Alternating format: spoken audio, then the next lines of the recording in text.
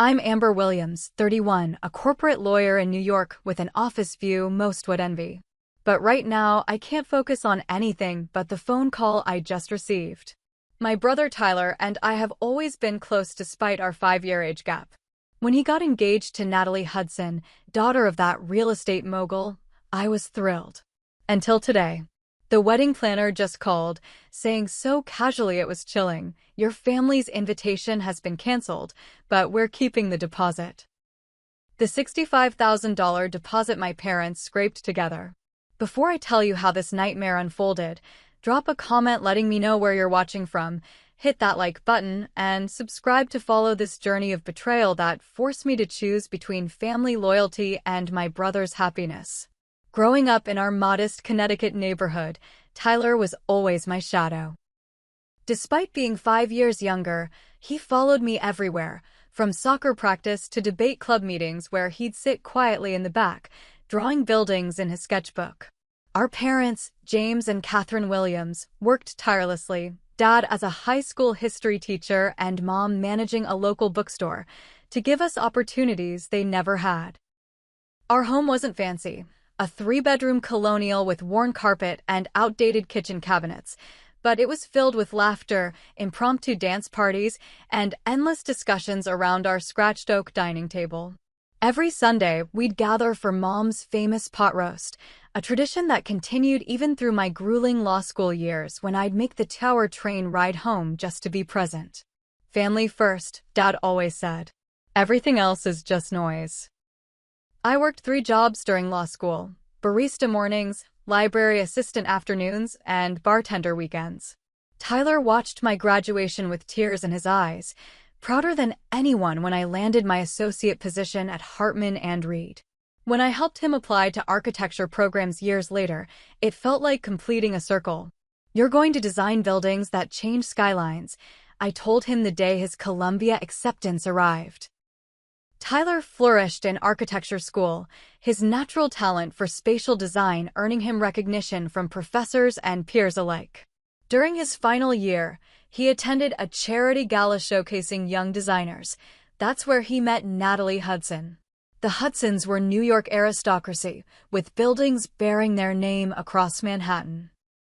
Harold Hudson had transformed his father's modest construction company into a real estate empire, while his wife Stephanie was known for orchestrating social events that regularly appeared in glossy magazines. When Tyler first brought Natalie to our parents' home for dinner, the contrast was immediately apparent. She arrived in a chauffeur-driven car, wearing pearl earrings that probably cost more than our living room furniture. Yet initially, she seemed warm, complimenting Mom's cooking and asking Dad thoughtful questions about his teaching. "Tyler talks about your family constantly," she said, squeezing my brother's hand. "I feel like I already know you all." My parents were clearly nervous. Mom had spent 3 days planning the menu and Dad wore his only suit, but they were overjoyed to see Tyler so happy. I noticed how he carefully explained certain family traditions to Natalie, like our competitive after-dinner Scrabble games, as though translating a foreign culture. The engagement came 6 months later. Tyler called me first, his voice bubbling with excitement. "She's the one, Amber. I've never felt this way about anyone." Our family was thrilled, though privately, Mom expressed concerns about the wedding costs. "These people live differently, honey," she whispered to me while washing dishes after the engagement dinner. "I just hope we can keep up without embarrassing Tyler." The first real tension surfaced during initial wedding discussions. Stephanie Hudson took immediate control, dismissing the small botanical garden venue my parents suggested. "The Hudson name requires certain standards," she said during a planning lunch, barely glancing at my mother's carefully researched options. "We've already put a hold on the Grand Plaza Hotel ballroom. It's really the only appropriate choice." When Mom mentioned their budget constraints, Stephanie waved her hand dismissively. "Harold and I will handle the major expenses, of course. We just expect the traditional family contributions for certain elements." The certain elements remained undefined, but the message was clear. The Williamses were expected to perform financially, regardless of their means. Tyler began changing subtly after the engagement. His visits home became less frequent. He traded his comfortable flannel shirts for tailored button-downs, started using phrases like "summer in the Hamptons" naturally in conversation, and developed opinions about wine he'd previously considered all the same. "The Hudsons are helping me make connections," he explained when I questioned the new gold watch on his wrist. "This is important for my career, Amber." When I visited his apartment, now in an upscale neighborhood thanks to a loan from Harold, I noticed our family photos had disappeared from his walls, replaced with abstract art pieces that Natalie had selected. "Don't you think you're changing a bit too much for these people?" I asked directly one evening. "I'm evolving," he countered. "The Hudsons understand how the world works at a different level. They're helping me see opportunities one never knew existed." What he couldn't see was how each opportunity pulled him further from the grounded, compassionate brother I'd always known. The architectural designs he proudly showed me now featured luxury developments rather than the sustainable community spaces he'd once been passionate about. As wedding planning intensified, Tyler became a stranger, captured in Natalie's orbit and the gravitational pull of Hudson wealth. Our parents noticed, but remained silent, afraid any objection might drive him further away. "He's an adult making his choices," Dad said, though his eyes reflected concern. "All we can do is be here when he needs us." None of us realized then just how severely that family loyalty would soon be tested. The Hudson estate sprawled across 2 acres of manicured landscape in Greenwich, Connecticut, its stone facade and columned entrance more reminiscent of a European palace than a family home. As our modest sedan approached through wrought iron gates, I felt my parents tense beside me. "Maybe we should have hired a car service," Mom whispered, smoothing invisible wrinkles from her navy dress, the most expensive she'd ever purchased at $180. Dad adjusted his tie nervously. "We're here to celebrate Tyler, not impress anyone with our transportation." Valets in crisp uniforms appeared as we stopped, opening doors with practiced efficiency. Inside, the foyer alone was larger than our entire first floor at home, with a crystal chandelier that cast rainbow prisms across marble flooring. Stephanie Hudson materialized in a cloud of expensive perfume, air-kissing my mother's cheeks without making contact. "Catherine, James, you made it." And Amber, working girl extraordinaire. "How is that little law firm treating you?" "Hartman and Reed is actually one of the top corporate firms in Manhattan," I corrected politely. "How charming," she replied without listening, already gesturing to a server. "Do circulate, everyone's dying to meet Tyler's." Background. The engagement party unfolded like a theatrical production. Professional photographers captured carefully orchestrated moments while a string quartet played in the corner.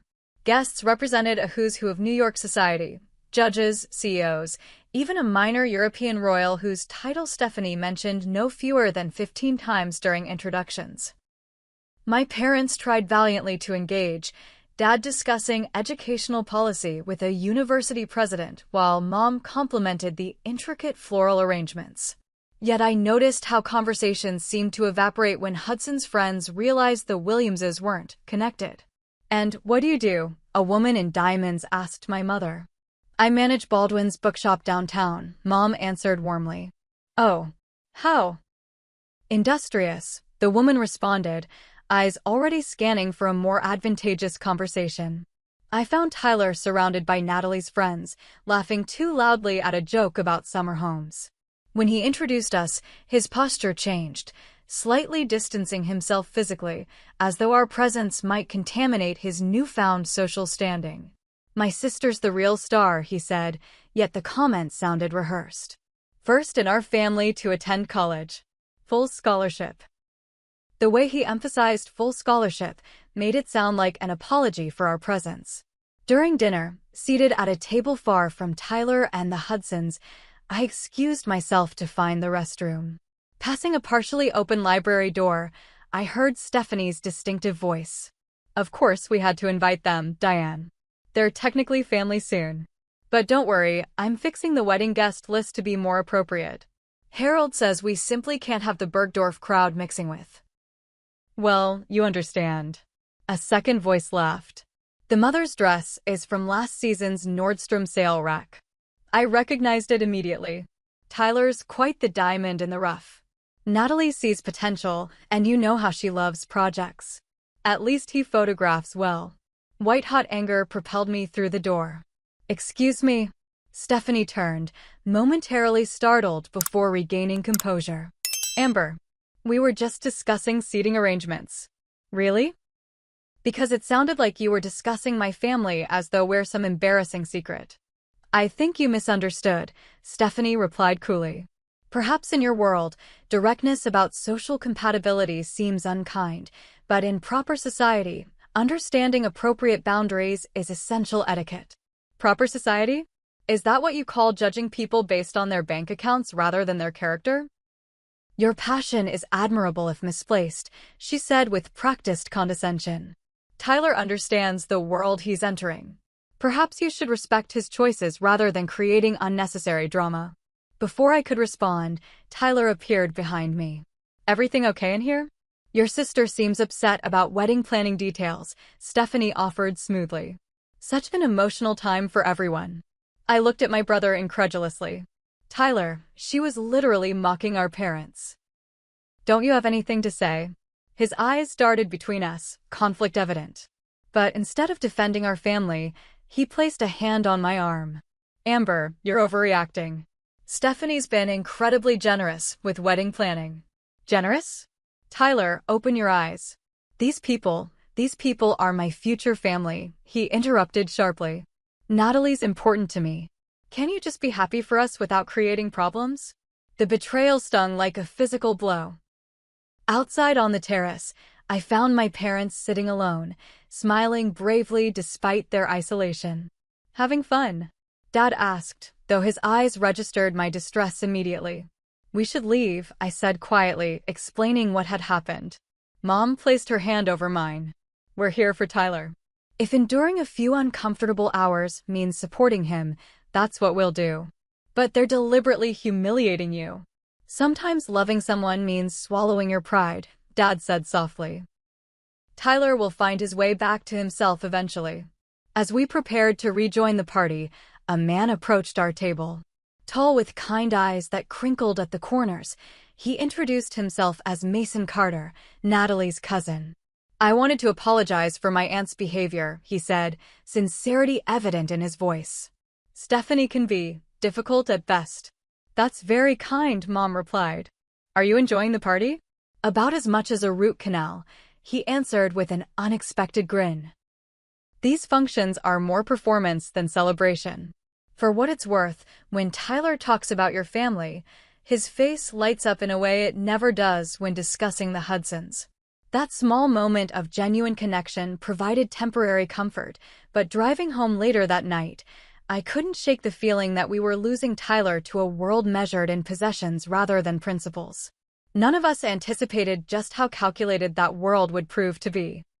2 months before the wedding, as autumn painted Connecticut in brilliant oranges and reds, Stephanie Hudson invited my parents to lunch at the Westbrook, an exclusive country club where membership applications remained on waiting lists for decades.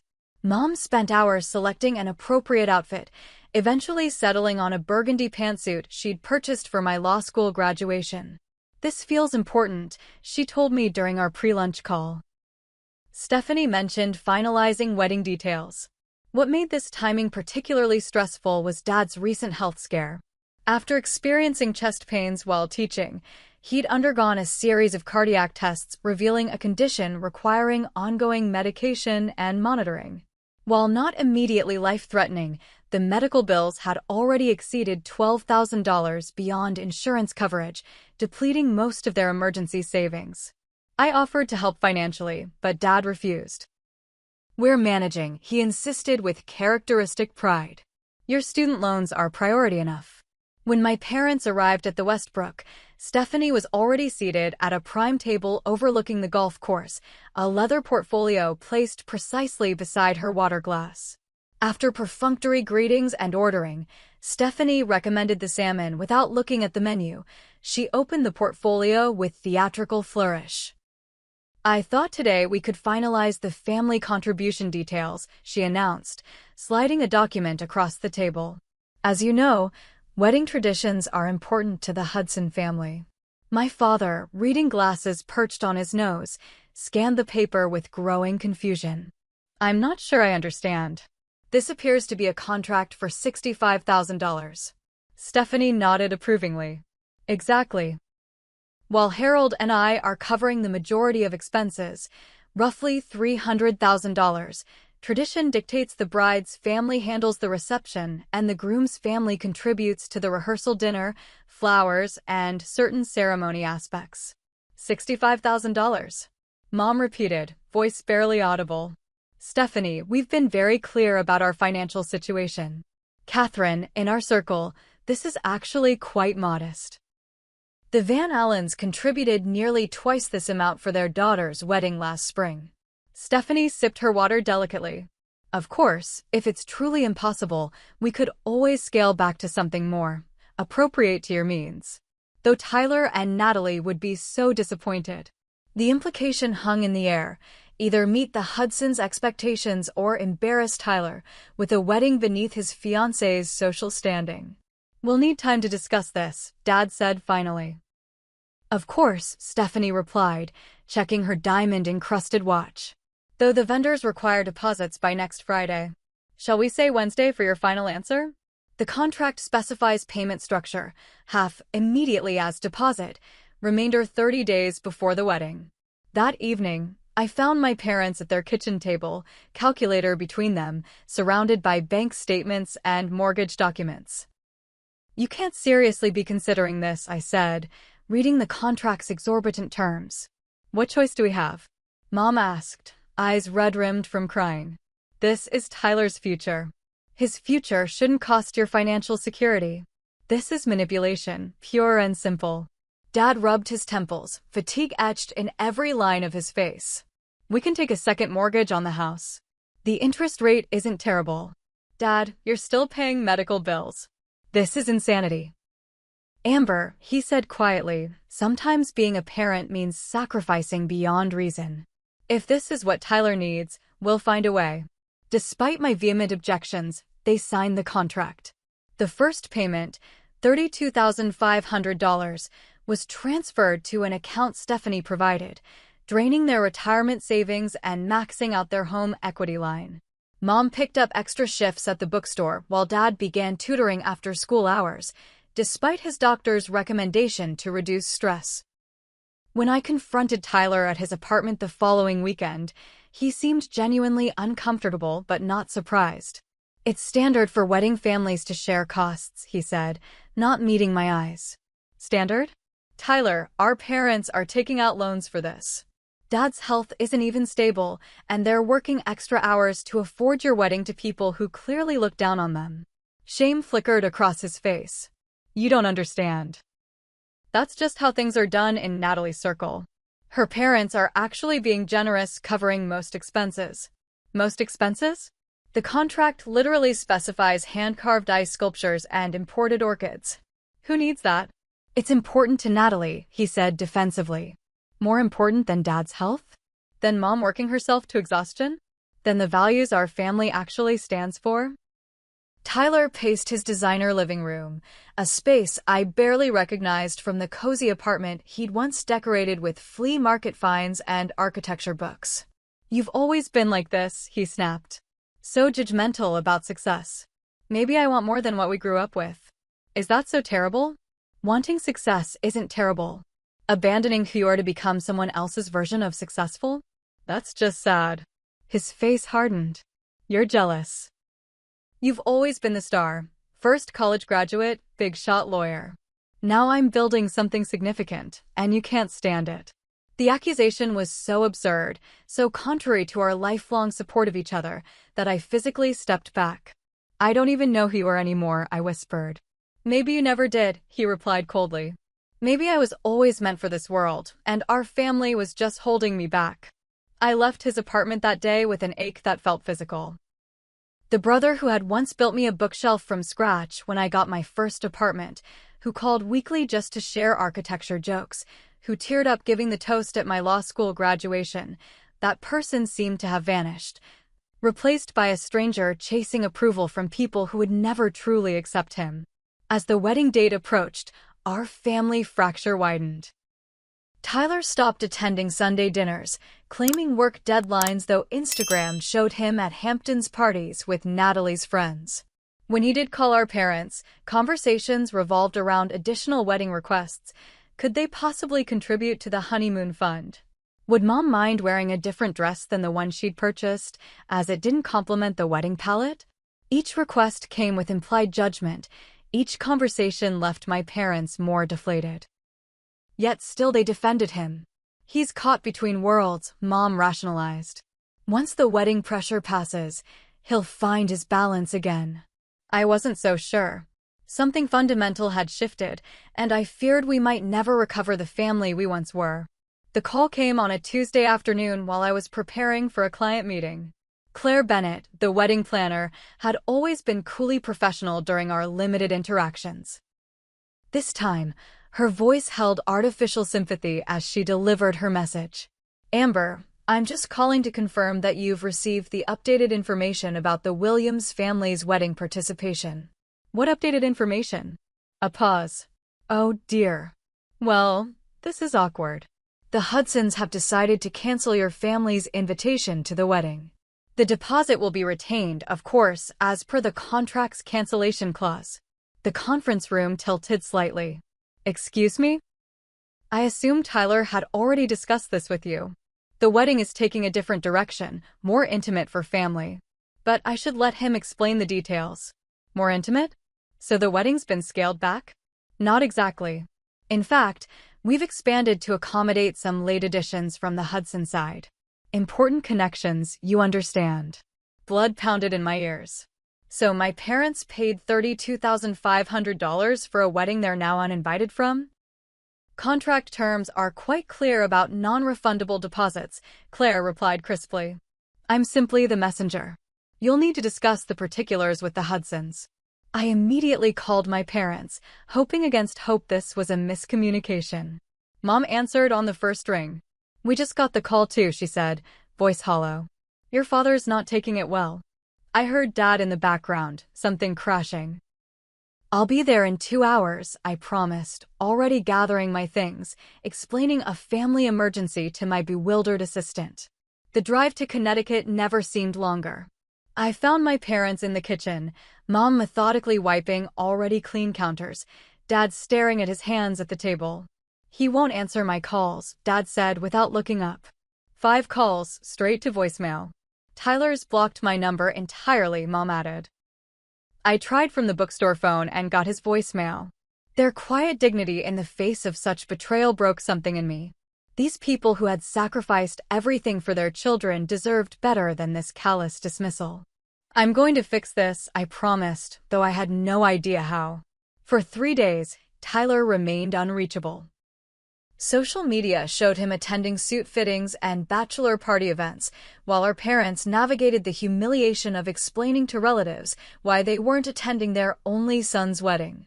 On the 4th day, I went to Tyler's apartment and waited in the lobby until he returned from work. His face registered shock, then guilt, then defensive anger when he saw me. You can't just ambush me at my home, he began. You left us no choice, I countered, following him into the elevator. 3 days, Tyler. 3 days while our parents have been devastated. Inside his apartment, he immediately poured himself a drink, something expensive from a crystal decanter that hadn't been there during my last visit. It wasn't my decision, he finally said. Natalie's parents decided to scale down the wedding. Scale down? Your wedding planner mentioned it's actually expanded to 350 people. He flinched. Those are business connections, important for Harold's new development project. More important than your own parents? The people who raised you, who mortgaged their home to pay for this wedding. The apartment door opened, and Natalie entered, freezing momentarily upon seeing me. I thought I heard voices, she said, recovering quickly. Amber, this is a surprise. I'm here about my family being uninvited from the wedding. Natalie placed her designer bag on the counter with deliberate care. That was actually my suggestion. The guest list became unwieldy and realistically, your family wouldn't fit in anyway. The casual cruelty of her statement hung in the air. Wouldn't fit in, I repeated slowly. With the hedge fund managers and socialites who are apparently more important than the people who raised the groom? Amber, Tyler started, but Natalie interrupted. Let's be honest. Your parents were uncomfortable at every event, wearing last season's clothes, not knowing which fork to use. We're doing them a favor, sparing them further embarrassment. I turned to my brother. And you're okay with this? His eyes couldn't meet mine. Sometimes we outgrow where we came from, Amber. Mom and Dad, they don't understand this world. This world? You mean the world where people discard family for social climbing?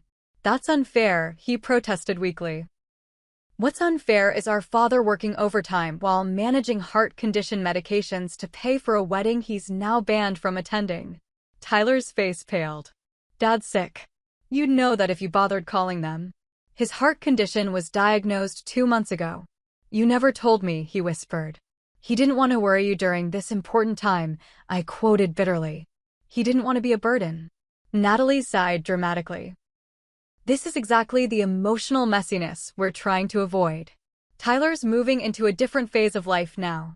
A phase where he pretends he wasn't raised by two of the most loving people I've ever known. Where he's ashamed of the family who supported every dream he ever had. I'm not ashamed, Tyler protested, but his eyes said otherwise. Then why allow this? Why not stand up for them? He looked away, swirling his drink. Maybe it's better this way. Less awkward for everyone. That moment, hearing my brother essentially disown our family, crystallized everything. The Tyler I knew was gone, replaced by this hollow imitation crafting himself into whatever shape would please the Hudsons. I never thought I'd say this, I said quietly, but I'm ashamed of you. As I left, Natalie called after me. The ceremony will be live-streamed. They can watch online if they want. The elevator doors couldn't close fast enough on the strangers my brother had chosen over family. The next morning, I woke with purpose burning through my grief. My legal training had taught me that even the most seemingly powerless situations can shift when examined through the right lens. This wasn't just about a wedding anymore. It was about justice for my parents. I started by reviewing the contract they'd signed. The language was deliberately convoluted, full of clauses that essentially gave the Hudsons complete control while financial responsibility remained with my parents. But there was something off about the structure of the payments. The deposit had been directed to an account listed under Hudson Wedding Trust rather than to vendors directly. Further digging revealed this account wasn't a trust at all, but a personal account with Stephanie Hudson as the sole signatory. That raised serious questions about where the money was actually going. I called Claire Bennett's office, identifying myself as legal counsel for the Williams family. Her assistant immediately transferred me. Ms. Williams, I've already explained the situation, Claire began. Actually, it's Attorney Williams now, I corrected. I'm calling to request vendor confirmation of deposits paid from the $32,500 provided by my clients. That's confidential information. Not when potential misappropriation of funds is involved. I can request these records formally through legal channels, but I thought offering you the courtesy of a direct conversation first was appropriate. Her tone changed immediately. I simply distribute funds as directed by Mrs. Hudson. I don't track where everything goes. So you can't confirm that the florist, for example, received their deposit from the money my parents provided? Her silence was telling. I'll take that as a no. Expect a formal request for all financial records related to this wedding by end of business today. As I compiled a list of vendors from previous Hudson events covered in society pages, my phone rang with an unknown number. Amber Williams. It's Mason Carter. Natalie's cousin? We met at the engagement party. I remembered him, the only Hudson-adjacent person who'd shown genuine kindness. How did you get my number? Tyler's phone, when he wasn't looking, he admitted. Listen, I heard what happened. It's disgraceful, even by Stephanie's standards. Why are you calling me?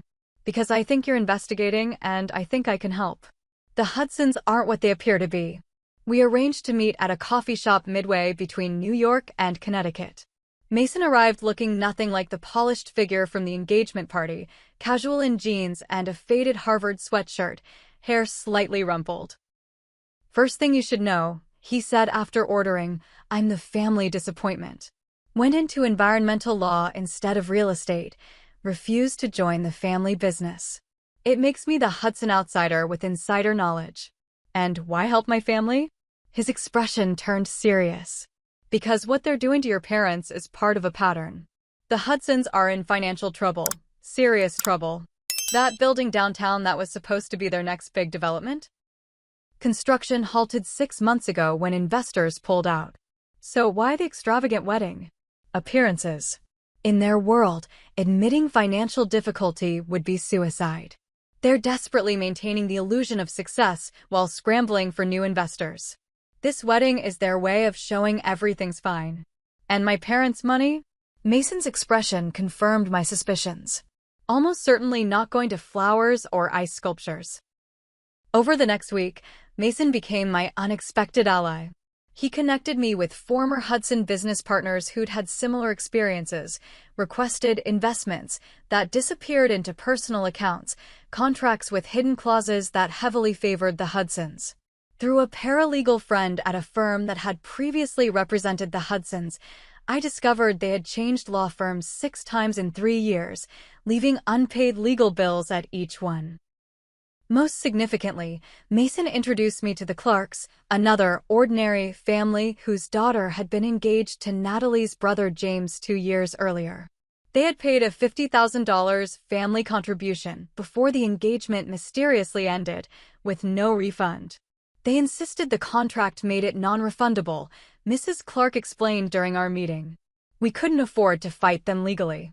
The same thing happened to the Rodriguez family before us, Mr. Clark added. It seems to be their method. Find someone from outside their circle, extract money, then find reasons to end the relationship. I compiled everything into a comprehensive file, working late nights after my regular cases. Mason often brought dinner to my office, becoming a sounding board and research partner. His insight into Hudson family dynamics proved invaluable. Stephanie orchestrates everything, he explained one evening as we sorted documents. Harold's actually not a bad person at heart, just weak. He's terrified of her social ambitions. And Natalie? Learned at her mother's knee. She's dated wealthy men before, but Tyler offers something different, talent she can mold, a fresh face for their social circle. Plus, his architecture background lends legitimacy to their struggling development company. As we worked together, I noticed Mason's quick wit, his genuine outrage on my family's behalf, the way he remembered how I took my coffee. Despite the circumstances, I found myself looking forward to our meetings, appreciating his perspective and principles. Why haven't you completely cut ties with them? I asked one night. You clearly see through the Hudson facade. He considered this, absently twirling a pen between his fingers. They're still family. And I keep hoping that one day they'll remember the people they were before money became their only value. My grandfather, Stephanie's father, was a public school teacher who built their first house with his own hands. Sometimes I catch glimpses of that heritage in Harold's quieter moments. His loyalty despite disagreement made me reflect on my own situation with Tyler. I understand that. No matter how angry I am at my brother, I still remember who he used to be. The difference, Mason said gently, is that your brother still has a chance to find his way back. My family's been lost for generations. With sufficient evidence gathered, I consulted Eliza Sharma, a law school friend specializing in fraud cases. This is textbook misappropriation, she confirmed, reviewing our findings. The family contribution was explicitly for wedding expenses, but financial records show it went directly to personal accounts and unrelated business debts. Do we have enough for legal action? More than enough. But first, let's try a more direct approach. Sometimes the threat of exposure is more effective than actual litigation. Together, we drafted a formal letter detailing the evidence and demanding full refund of my parents' money plus damages, with a 48-hour deadline before we would file legal action and contact financial journalists who'd recently been investigating the Hudson Group's troubled projects. The response was immediate, a call from Harold Hudson himself, requesting a private meeting. Bring your evidence, he said, voice lacking his usual bluster. And please, Don't contact any reporters before we talk. The stage was set for confrontation. What remained uncertain was whether Tyler would finally see the truth about the family he was so desperate to join. The Oakmont Country Club exuded old money from its limestone facade to the oil paintings of stern-faced founders lining mahogany-paneled hallways. Mason and I arrived precisely at 7, when the rehearsal dinner would be midway through its second course. My parents had wanted to come, but I insisted they stay home. This might get ugly, I'd told them. Let me handle it. Mason adjusted his tie as we approached the private dining room. Ready? As I'll ever be. The scene inside was exactly as expected, crystal chandeliers illuminating white-clothed tables, centerpieces of imported roses, waitstaff moving silently between guests in evening wear. Stephanie held court at the head table beside Natalie, both resplendent in designer dresses that probably cost more than my monthly salary. Tyler sat beside them, handsome in his tuxedo, but looking somehow diminished among the Hudson grandeur. I caught his eye as we entered, watched shock register on his face. Stephanie noticed immediately, her smile freezing as she gestured to a security guard. I'm afraid we have party crashers, Bernard. Mason stepped forward. They're with me, Aunt Stephanie. The room quieted, conversations halting as guests sensed drama unfolding. Harold Hudson approached quickly, face flushed. This isn't the time or place, he hissed. Actually, it's exactly the right time and place, I replied, voice carrying in the sudden silence. Since everyone's gathered to celebrate, they should know exactly what they're celebrating. Stephanie rose, diamonds glittering at her throat. Security, please remove them. I held up my hand. Before you do that, you might want to consider the file I'm holding. Copies have already been sent to the SEC, the District Attorney's Office, and the New York Times financial desk. That stopped her cold. What is this about? Asked an elderly man I recognized as a prominent judge from Mason's briefing. It's about fraud, I said clearly. It's about the Hudson family extracting $32,500 from my parents, a high school teacher and a bookstore manager, for wedding expenses that were never actually paid to vendors. Murmurs rippled through the crowd. Instead, I continued, that money went directly to Stephanie Hudson's personal account, then was transferred to cover interest payments on the failing Hudson Tower development downtown. Harold stepped forward. These are ridiculous accusations. I have the bank records, I interrupted, opening the file. Just as I have records of the same pattern with the Clark family 2 years ago when their daughter was engaged to James. And the Rodriguez family before them. A pattern of extracting family contributions that mysteriously disappear when the engagements end. Tyler had risen from his seat, face ashen. What is she talking about? He asked Natalie, who remained remarkably composed. Your sister is creating a scene with baseless allegations, she replied coolly. Exactly why we decided your family shouldn't attend the wedding. Mason moved beside me. The allegations aren't baseless, and you know it, Natalie. Your family is nearly bankrupt. The only thing keeping creditors at bay is the illusion of prosperity this wedding provides. A distinguished-looking man stood from a nearby table. Harold, is this true? You assured our investment group the Hudson Tower financing was secure. Of course it's secure, Raymond, Harold stammered. These are merely domestic misunderstandings. Then you won't mind explaining why vendor contracts for this wedding show deposits that were never actually paid? I projected copies of documents onto my tablet, passing it around. The florist, the caterer, the venue itself, all showing balance books in the wedding planner's records, but when contacted directly, none had received payments matching the amounts my parents provided. Tyler pushed away from the table, approaching me. Amber, what are you saying? I'm saying you've been manipulated, Tyler. We all have. The Hudsons needed your talent and credibility for their business, and they needed our family's money to maintain appearances. That's absurd, Natalie interjected. My family has more wealth than you could imagine. Had, Mason corrected. Past tense. The Hudson Group has been operating on borrowed funds and investor confidence for years. 3 banks have called in their loans in the past month alone. Tyler turned to Harold. Is this true? The room had grown painfully quiet, wealthy guests exchanging uncomfortable glances as the facade crumbled before them. Harold's shoulders slumped, the bluster finally deserting him. We hit some temporary cash flow issues. The wedding was meant to reassure investors, show stability. By stealing from my family? Tyler's voice cracked. It wasn't stealing, Stephanie insisted. It was reallocation of resources. Once new investment came in after the wedding, everyone would be paid. Including my parents. Eventually, she admitted. The betrayal on my brother's face was heartbreaking to witness. He turned to Natalie. Did you know about this? Her hesitation was answer enough. Of course she knew, Mason said quietly.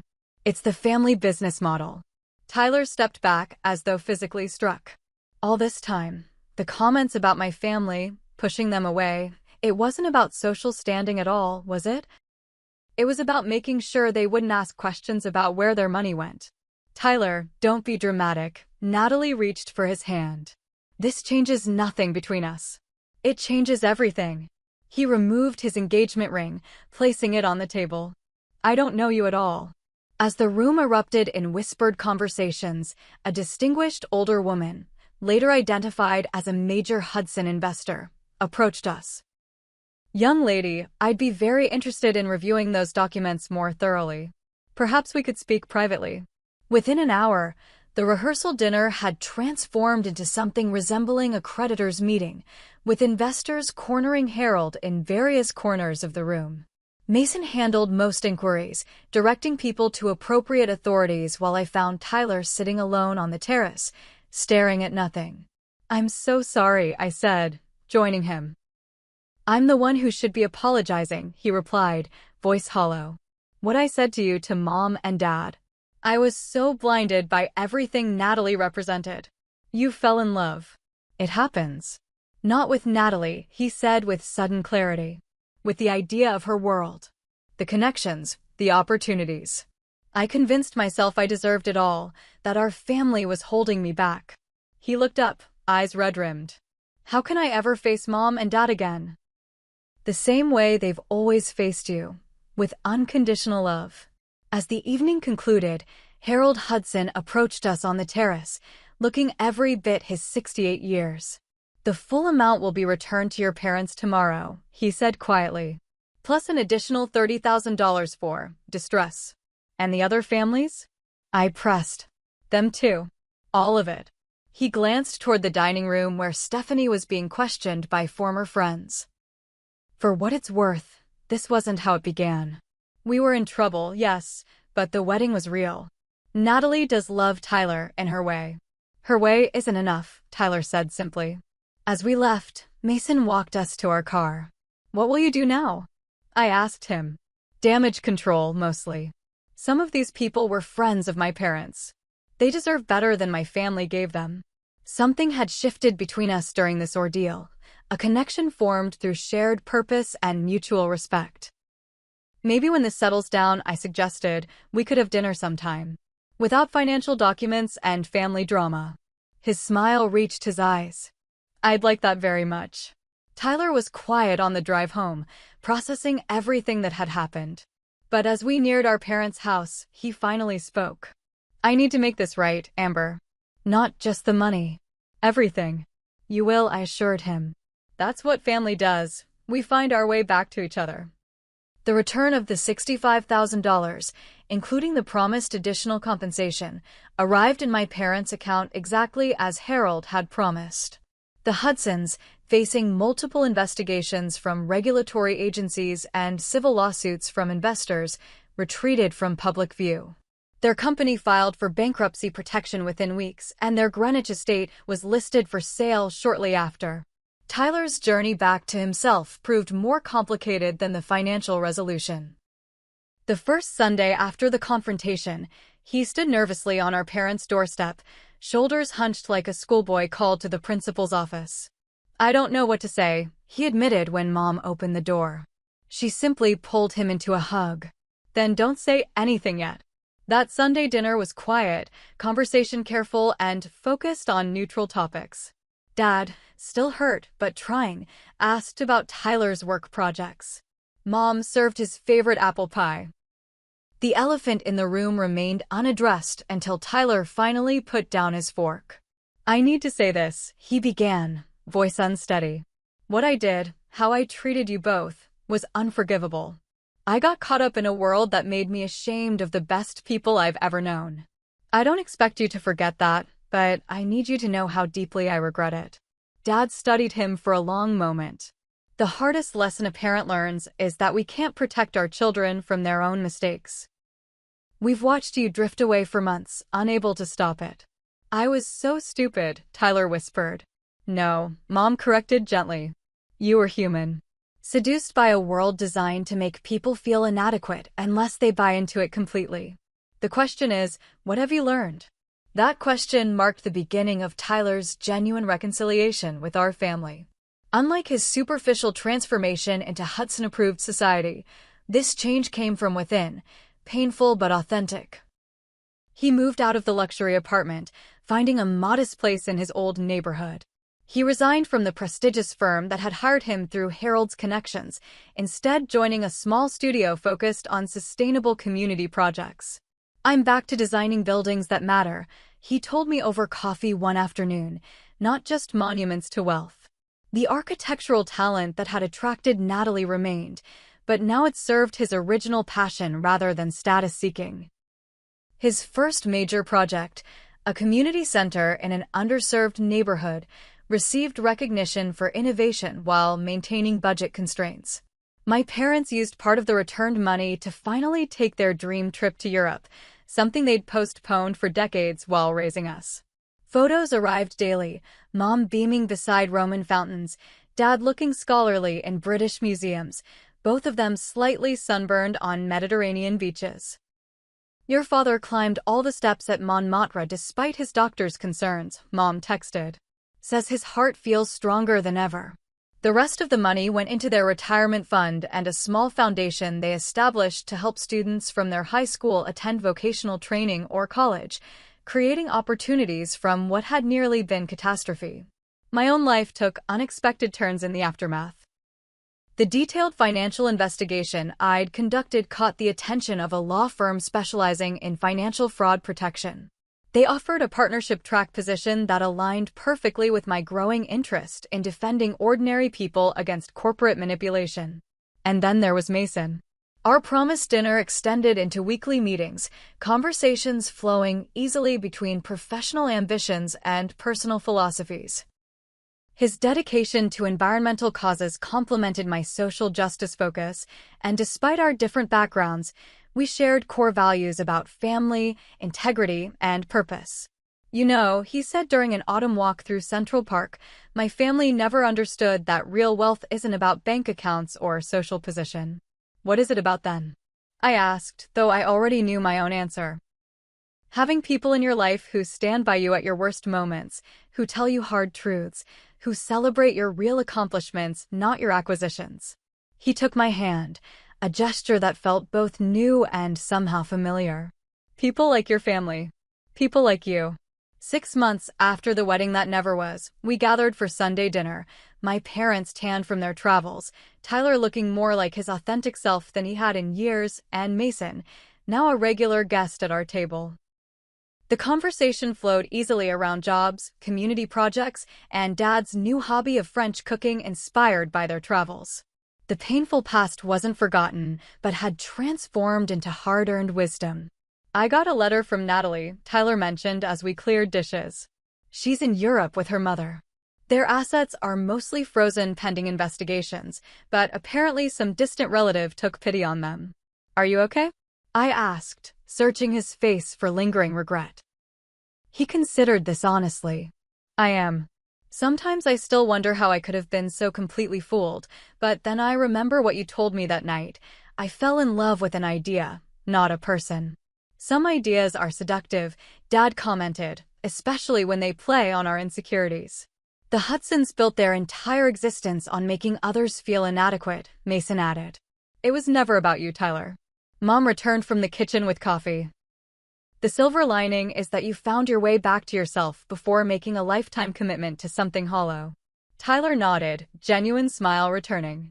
And I've learned that real success isn't measured by the address on your business card or the people at your dinner table. It's about creating something meaningful, being surrounded by genuine relationships. Speaking of creating something meaningful, I said, changing the subject, Mason and I have news. All eyes turned to us as Mason took my hand. We're starting an advocacy group, he explained, providing legal support to families victimized by financial schemes like the Hudsons.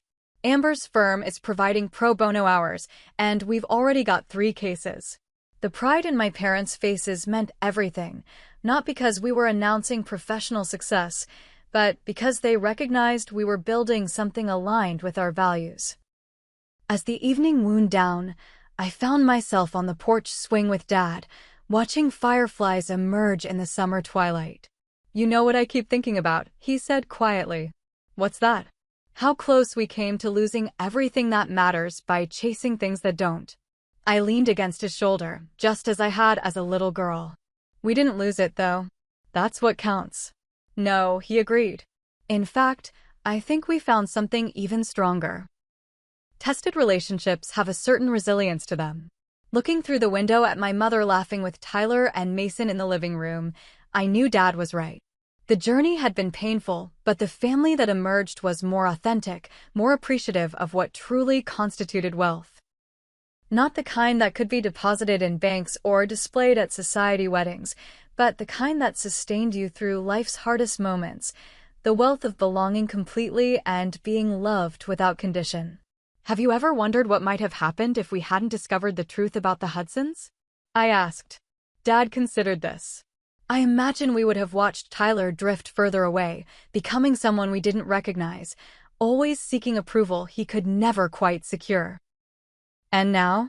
Now I think he understands what I've known all along, that true success isn't about climbing social ladders, but about building a life that reflects your authentic values." As the evening ended and we said our goodbyes, Tyler hugged me tightly. "Thank you," he whispered. "Not just for the money, but for not giving up on me." "That's what family does," I reminded him. "We find our way back to each other." Driving home with Mason beside me, I reflected on how unexpected life's turns could be, how the wedding that was supposed to elevate Tyler into a better social circle had instead revealed the hollowness of that aspiration, while strengthening the bonds that truly mattered. What seemed like catastrophe had ultimately been clarifying, burning away pretense and leaving only what was genuine. "Penny for your thoughts?" Mason asked. "I was just thinking about value," I replied. "How the things that cost us most aren't always what's most valuable." He smiled, understanding immediately. "And sometimes what seems like a terrible loss turns out to be the beginning of something better." I couldn't have said it better myself. Have you ever experienced someone choosing status or appearances over authentic relationships? What helped you maintain your values when faced with social pressure? Drop your thoughts in the comments below, and if this story resonated with you, please like and subscribe to hear more stories about family loyalty, navigating difficult relationships, and finding your way back to what truly matters. Thank you for joining me on this journey. Sometimes the most painful experiences lead us exactly where we need to be.